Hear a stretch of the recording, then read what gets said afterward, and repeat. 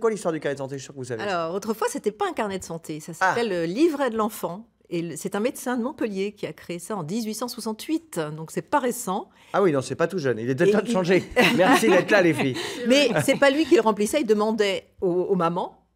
C'était pour les enfants, pour les petits de 0 à 6 ans. Il demandait aux mamans de remplir tout ce qui se passait au niveau de l'enfant, sa santé, son évolution et tout. Le caca, le popo, voilà. le pipi. Il s'est heurté à un problème. Enfant, hein, on sait bien ce que c'est. Voilà. Et il s'est heurté à un problème, c'est que à cette époque-là, la plupart des mamans ne savaient pas lire ni écrire. Donc ça a fait vite flop. Et c'est revenu un petit peu plus tard avec un nom absolument étonnant, le carnet d'élevage individuel. Ah oui, bah c'est carrément. Bonjour, bienvenue à la ferme de Raymond. On en parlera tout à l'heure dans le feuilleton. Alors, votre carnet d'élevage. Le ton était donné, l'appellation n'était pas heureuse, donc ça n'a pas marché non plus.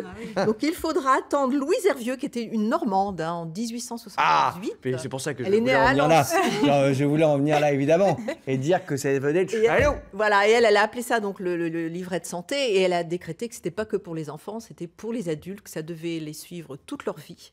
Ça ne devait pas être cantonné qu'aux petits. Et voilà, donc depuis, après, il y a eu beaucoup de changements. Hein. Après, dans les années 60, 68, ça a encore changé. Enfin, ça n'a jamais arrêté d'évoluer, de bouger le carnet de santé. Donc voilà, aujourd'hui, on passe à l'ère informatique. Voilà. Qui nous amène à autre chose. Et ça reste gratuit. Et ça reste gratuit. On précise. Parce que c'est vrai que c'était gratuit à l'époque et ça reste évidemment gratuit toujours. Ouais. Voilà.